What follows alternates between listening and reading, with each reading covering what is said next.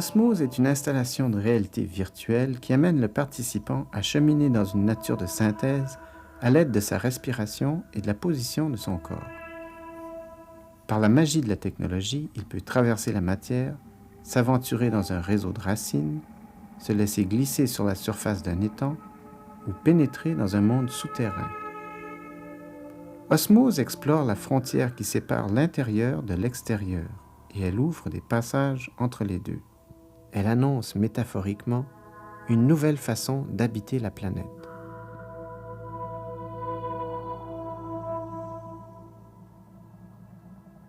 In Osmose, what I'm trying to do is represent not the external surface appearances of nature, which could be done in other media, but represent the poetic, metaphorical aspects of nature. And by this I mean nature as metaphor, nature as symbolism, nature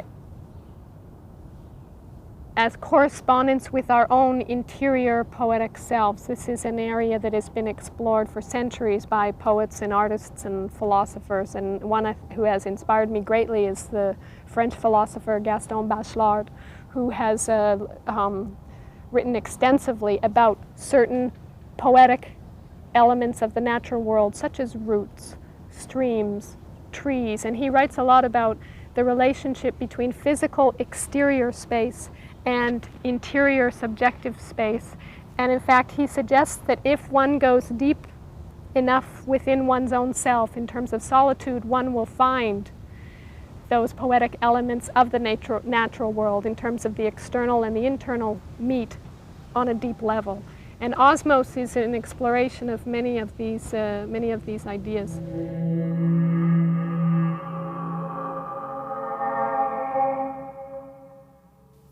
L'environnement visuel d'Osmose est composé d'images de synthèse réalisées à l'aide de l'ordinateur. Mais certaines images ont été produites à partir de prélèvements faits directement dans la nature. C'est le cas des feuilles qui ont été importées dans l'univers numérique à l'aide d'un lecteur optique. Ce dernier enregistre chacune des parties de l'objet, ici la petite branche, pour les traduire en données destinées à l'ordinateur. I became interested in computers in about 1983 for only one reason. I wanted to work in three-dimensional space.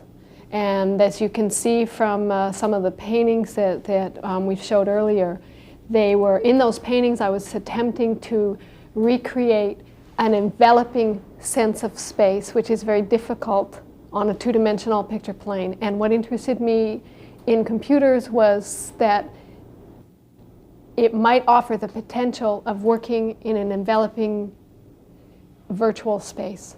And I was never interested in 2D paint boxes, only 3D, which is perhaps quite unusual because a lot of artists have their first introduction to computers through 2D paint boxes, and it is something that I would prefer to paint than use a 2D paint box, basically.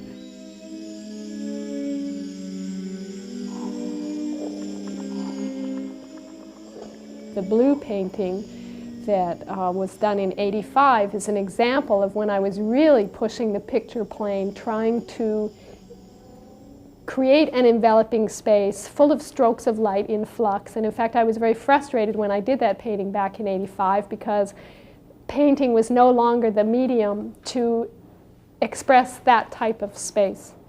In '87, I had my last solo painting exhibition, and about 10 months before, Danielle had started Softimage, and as soon as my show was up on the walls, I packed up my painting studio and came to Softimage to help him build the company.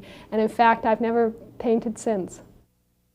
In all the images I made using the 3D Softimage software prior to Osmose, you find the roots, if I can use a pun, of Osmose, both aesthetically and in terms of content. For instance, in terms of the themes, these images, leaf, root, stream, seed, etc., are all motifs that recur in Osmose, sometimes as elements, but sometimes as entire world spaces that envelop the immersant, a new word, immersion. Well, they can move inside that space, and it is a whole world that surrounds them.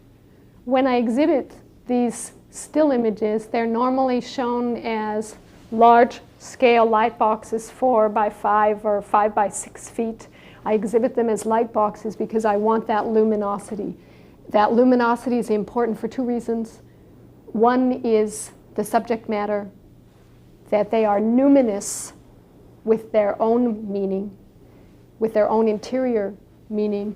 The other is that when I'm working on in front of the monitor and the keyboard, I have a luminosity from the screen, and I feel to represent them, to exhibit them as photographic reproductions from the screen is completely detrimental to the work.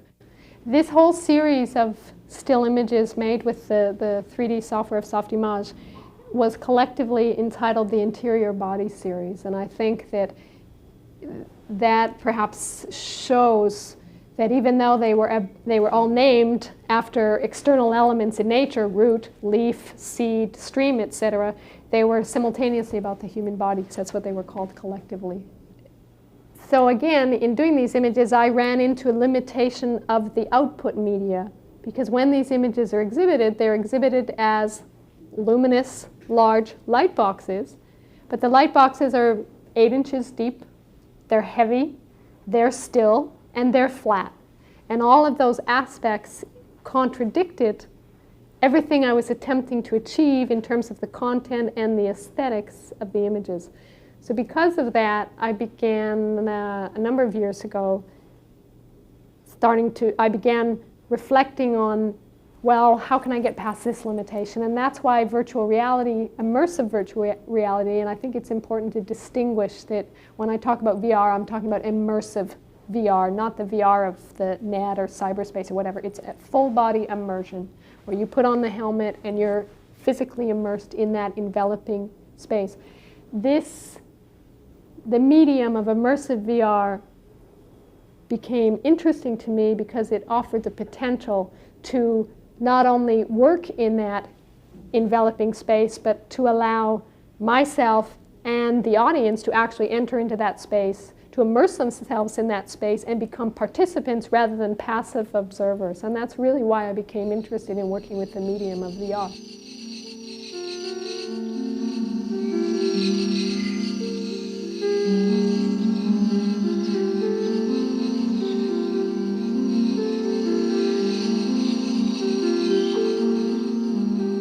Osmose réunit des spécialistes de différents domaines: la programmation, la création graphique, la composition musicale, le design du son, l'ergonomie des interfaces et le design de l'installation. Un peu comme dans les grands ateliers de la Renaissance, l'artiste est présent du début à la fin pour imprimer au travail sa vision et amalgamer toutes ses recherches en vue de produire, grâce à la force énigmatique de l'art, une œuvre évocatrice et saisissante. And this device here is an emitter, and it puts out a magnetic field which allows us to figure out the position of the person's head and body so that we can create the appropriate graphics to give them the sense of being inside a virtual reality space. So here we have the various sensors which pick up the magnetic fields, so we can tell exactly where the sensor is in space and how the sensor is turned, so we can figure out what's happening with the person. So Georges is putting one sensor at the top of Char's spine, and then he'll place another one at the base of her spine. And this allows us to figure out how much a person is tilting, so we can have them move through the space according to the tilt that they have. Okay, now Georges is putting on a breathing device, which he has built. And this allows us to figure out how much the chest is expanded or contracted, so we can work out if someone has breathed in or if they're breathing out.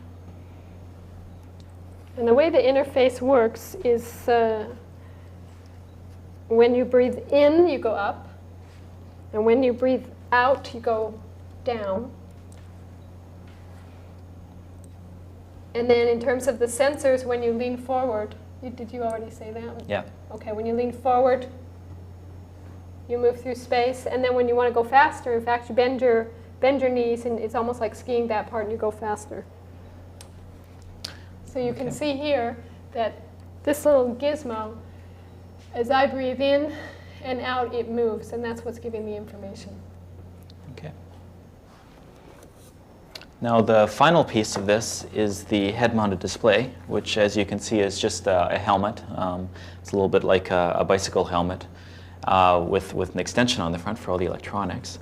And inside the helmet, we have two LCD screens. These are like the little portable televisions that you can carry around in your hand. And on the screens, we present the graphics that you will see in the display. There's also lenses on the screen to wrap the graphics around, so you get a sense that they are around you in space. Also in the head-mounted display, we have headphones, which is where the sound that you hear in the space will come from. As well, the last and probably most important part of the helmet is the sensor on the top, which allows us to track the exact position in space. And according to that position, we draw all the graphics so that we know where you're looking, and we draw the view you would see from that position in space. So I can put this on.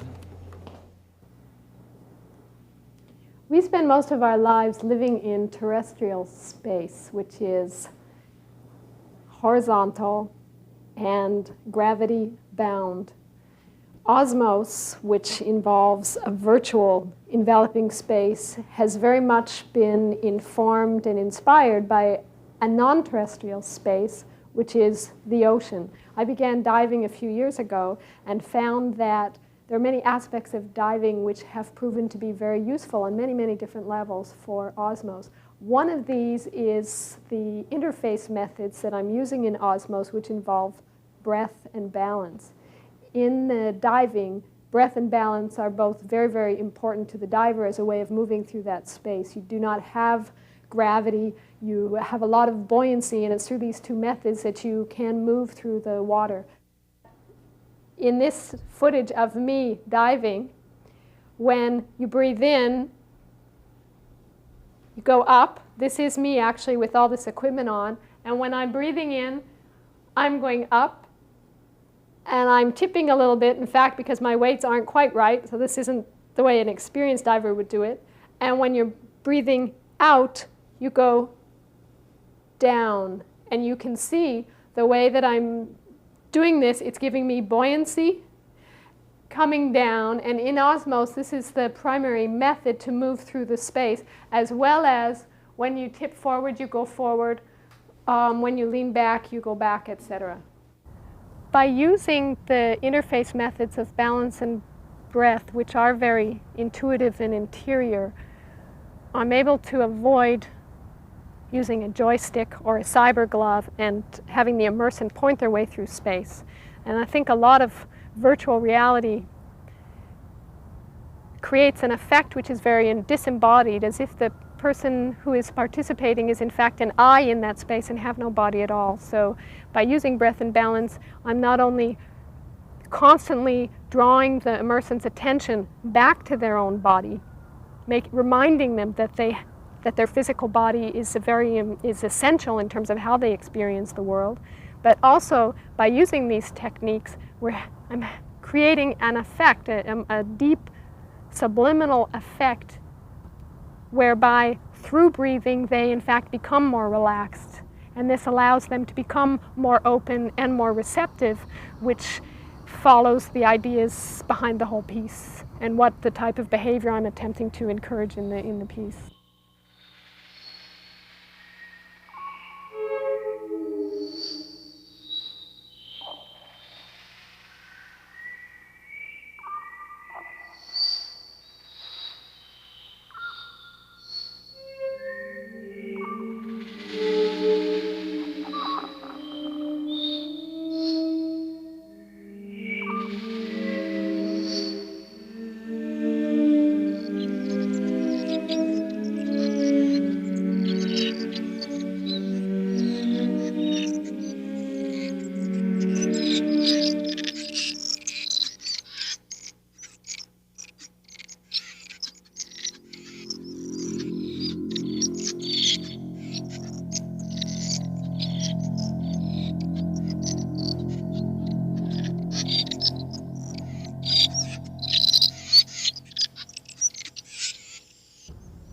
Osmose, I'm deliberately attempting to counteract a number of trends that I see present today in our culture in terms of technology.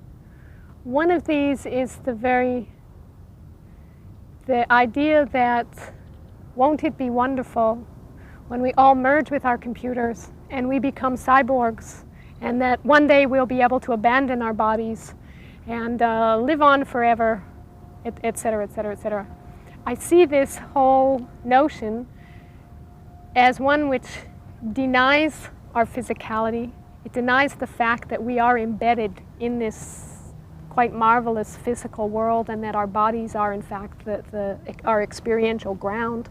It also denies our mortality. Perhaps because I'm a woman, that whole notion is quite foreign to me, and I feel it's very, very important to emphasize our materiality and the importance of the body. And Osmose does this by relying on interface methods that are close to the body core, that implicate the body in the virtual space in a very intuitive and profound way, and particularly in terms of breath and balance.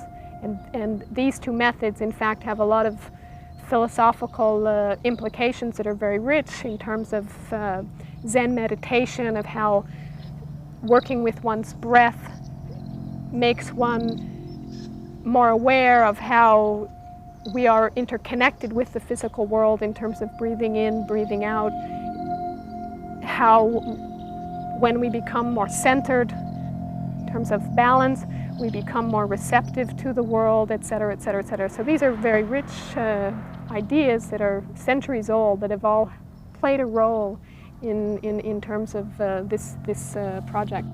In some ways, Osmose goes back 20 years to an experience that I had when I was not even 20, in a field in southern Ontario at dusk, I believe. I was actually lying in a row of mown hay and fell asleep. And when I woke up, for an instant, I had a very strange experience, which in fact I would call an epiphany of sorts, in which the circumference of my mind had expanded to meet the circumference of the horizon. And in that instant, there was no distinction between self and world. There was no distinction between inside and outside. And it was perhaps one of the most extraordinary experiences I've had in my entire life. And I think I've spent the 2 decades since that experience attempting to express it to other people. And for me, immersive virtual reality as a medium comes closest to allowing me to recreate that experience, to dissolve those boundaries between inside and outside, between self and world. And that's one of the reasons why the project is called Osmose, based on the idea of osmosis, of crossing boundaries and merging and union. And so the desire in Osmose to merge, the longing for union, is one that goes back many, many years to this instantaneous experience that I had of feeling completely merged with the world around me. I see nature as full of information. Nature is the tree trunks, the leaves, the plants, the type of soil it is, the type of water, all the rhythms that are going on every season according to the light levels, et cetera, et cetera, et cetera. That's all information. And I could spend the rest of my life attempting to learn those languages, to understand that information. And I'll only get this far. And I would say that that's one of my main goals now, is to spend more and more time beginning to understand that language. And it will probably continue to keep coming out in the technology that I'm using, because as an artist, and I can't explain this as an artist, I need to express my experiences, and I cannot help but express those experiences of nature through technology to an audience.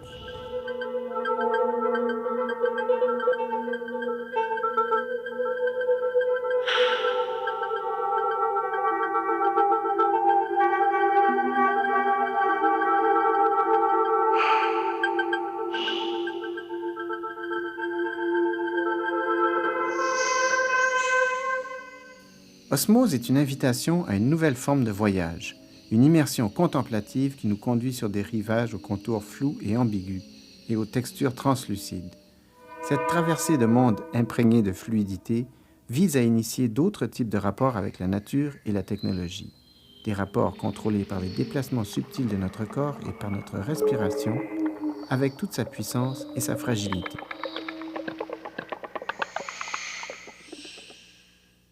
In Osmose, I'm attempting to use this technology to create an experience where people can have a chance to play with becoming more open to representations of nature, more receptive, more contemplative, and be rewarded for that.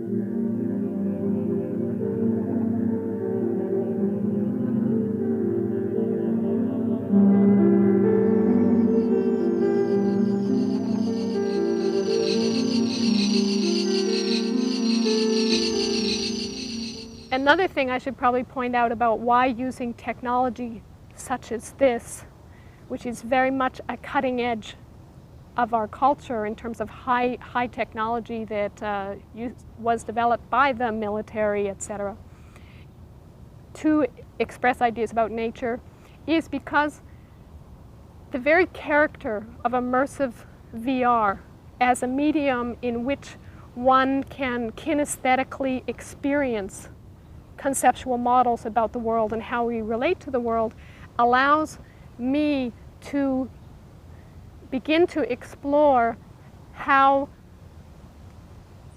individuals, when they are immersed bodily within this virtual world, can be relate, in fact, to that virtual world and the models within it.